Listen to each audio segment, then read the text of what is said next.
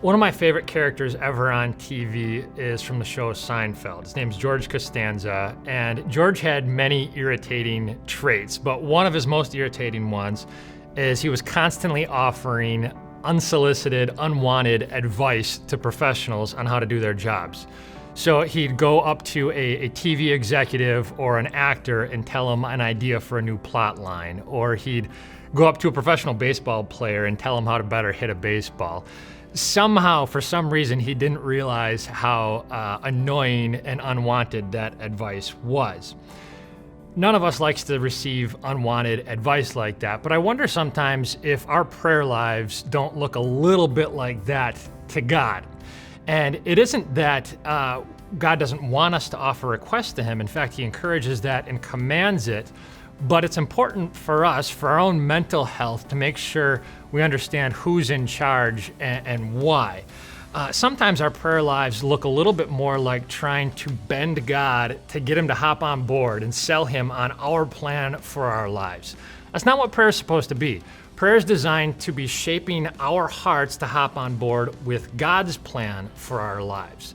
This is why the Apostle Paul writes in Philippians 4:6, "Do not be anxious about anything, but in every situation, by prayer and petition, with thanksgiving, present your requests to God."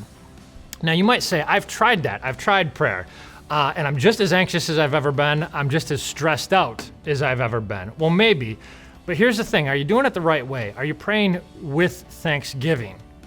See, anxiety, where it comes from in our lives, is the idea that we think we know exactly the way our lives are supposed to go. And whenever we perceive our lives to not be going that way, the distance between our ideal for our lives and the reality of our lives, that distance is directly proportional to our anxiety levels. But when you pray with thanksgiving, it changes things. When you pray with thanksgiving, what you're really doing is you're acknowledging, I'm not fit to run my own life. Only God alone, who's infinite in understanding all the possible outcomes and all the possible choices and all the possible details of life, He alone knows whether or not something will be a blessing and in my best interest. And because He's a loving and powerful God, if what I'm asking for is in my best interest, a loving God would not deny that. But if something truly is not in your best interest, a loving God should not supply it.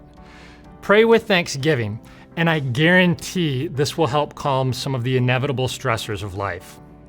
All week long, we're looking at how the gospel of Jesus Christ cures our anxiety. Share this video and comment below and tell us some of the things that stress you out the most in life. And be sure to join us tomorrow as we look at how to let it all go.